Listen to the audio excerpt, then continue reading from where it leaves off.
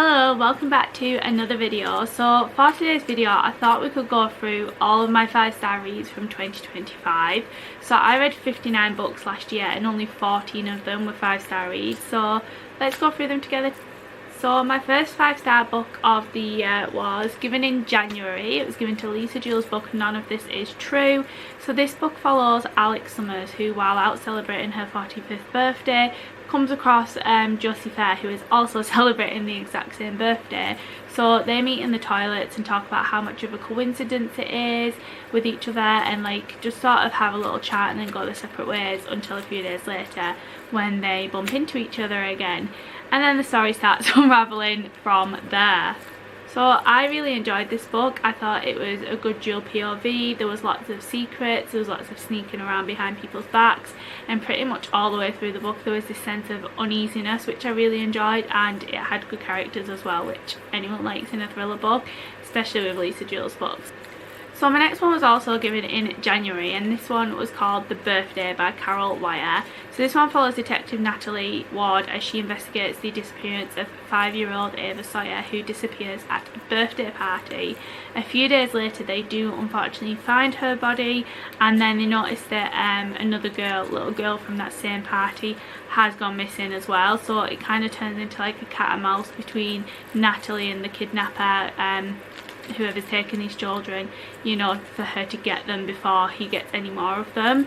But I really enjoy a missing person storyline in a thriller book, and it can be hard to get them right, but I feel like this one did it well because I was on my edge of my seat the whole time I was reading, and I also remember reading it quite quickly because I really wanted to know what would happen. But I would suggest checking the trigger warnings for it, because obviously it does talk about child kidnap, child death, so if that's something that's triggering for you then don't go for it.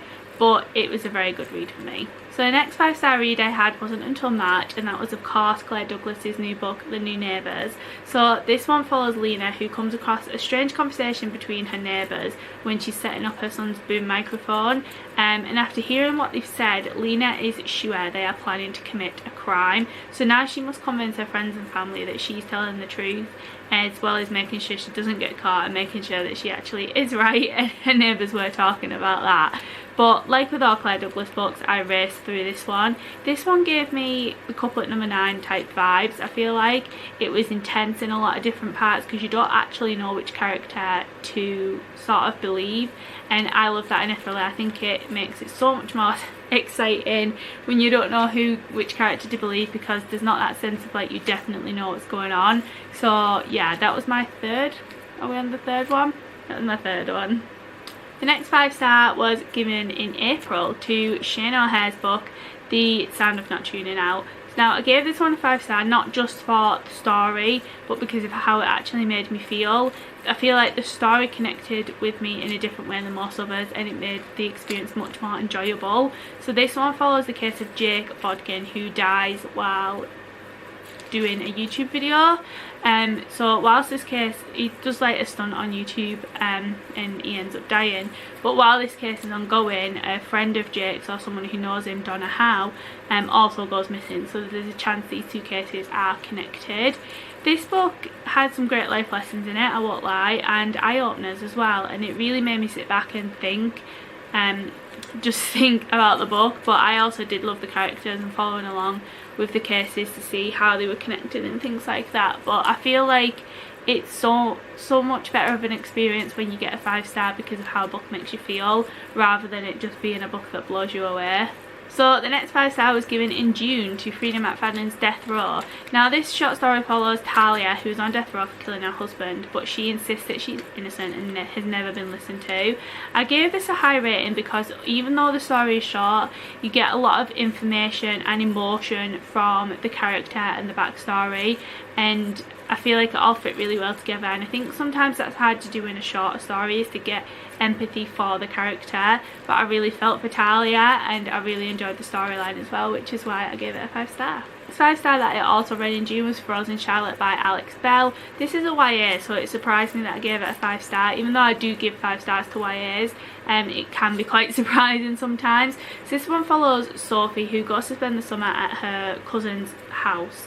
Now it's a schoolhouse no, it was a school, sorry, it was Dunvegan School for Girls that's been converted into a home. So she goes to spend the summer with them, but they aren't the only people there, because there is this girl there who shouldn't be there because this girl should be dead.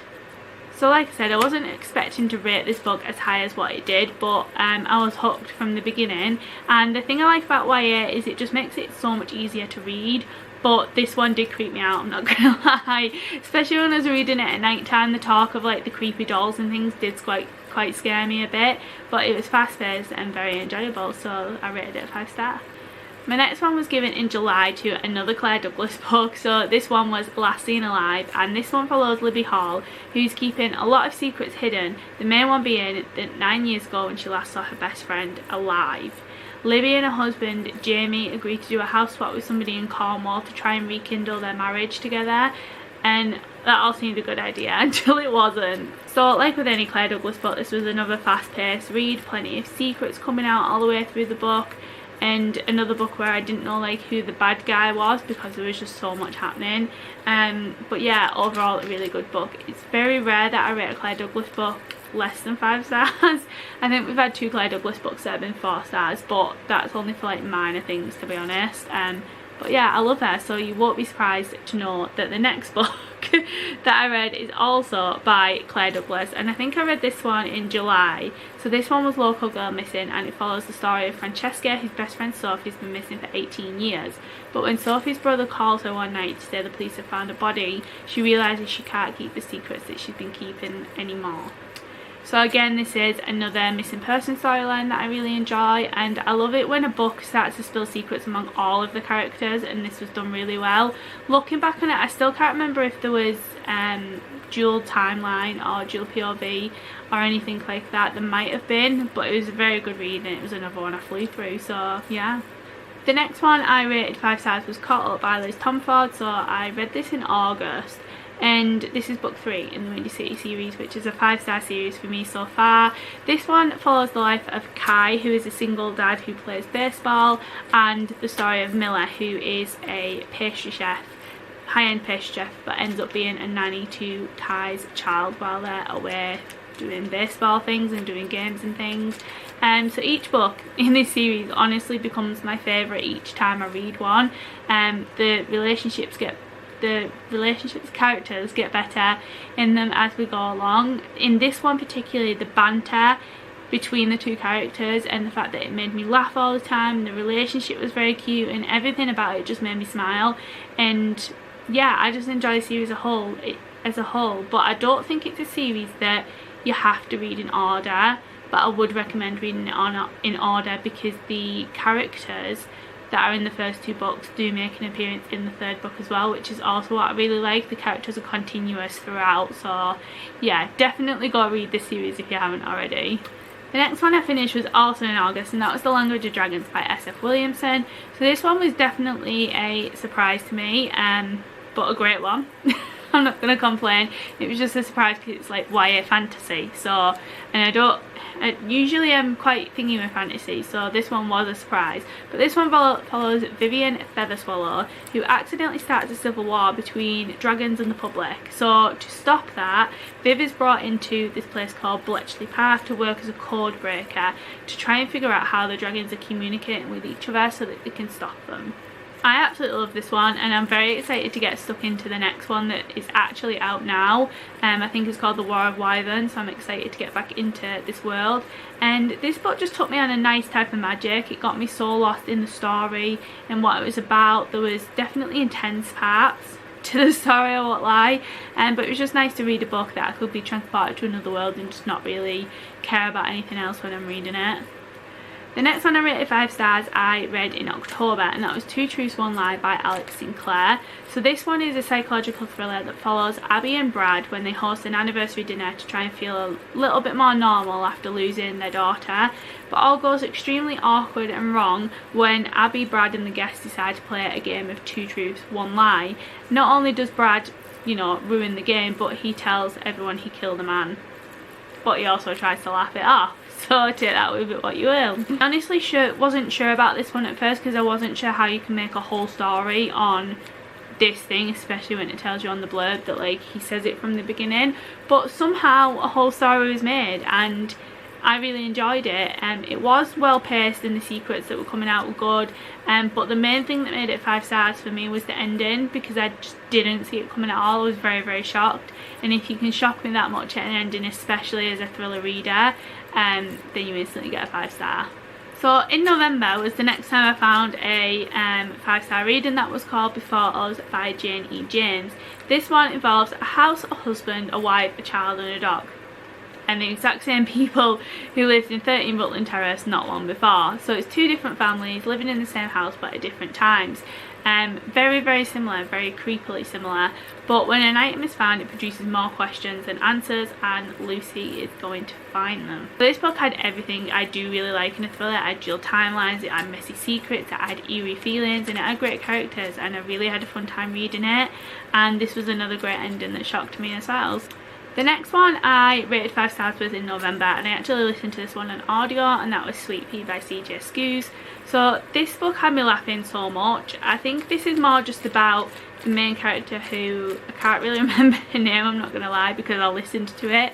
But the main character is going through some stuff, I won't lie. She's kind of like a female Dexter. If you've seen the Dexter show or read the Dexter books, you'll know that Dexter's a serial killer, but he only kills bad people. And that is kind of like what she is. She kind of only goes after the bad men and the bad people. So you kind of, I don't know if you can really hate her for that, but I don't know. This book had me laughing so much. I think having a dark sense of humour definitely helps with books like this. But despite that, it also touched on some very, very important topics throughout the book, and yeah, what the main character had to go through. And despite the killing, if you take away the killing, I think she handled it pretty well.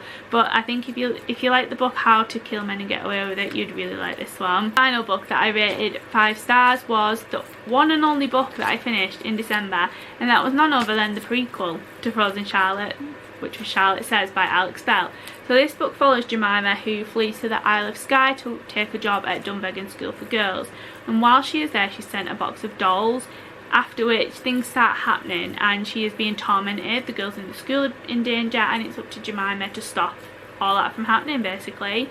I enjoyed this one as much as the first one. It was nice to get a backstory about the school, because obviously in the first one it talks about it but not in detail. So it's nice to get a backstory in that, and who was there before it was converted, why it was converted, what happened, all that sort of stuff. And it was just as creepy as the first one as well, so I enjoyed it just as much. But there we have it, all 14 of my 5-star reads in 2025. I would have liked to get more, and I think most of my books were either rushed or weren't like read properly. I was reading too many at a time throughout this year. It was a hard year for reading, I'm not gonna lie, because obviously for the first like 7-8 months of the year I was renovating, and then the last 3 months of the year obviously was trying to get settled in my flat, Christmas and things like that, so it was very hectic. So hopefully this year will be a better year for reading. But yeah, let me know how many 5 stars you had in 2025, what was your favourite read, just everything like that, just anything bookish really. But yeah, with that I'm going to end this video here, so thank you very much for watching. Don't forget to like, comment and subscribe, and I will see you on Sunday for a brand new video. Bye!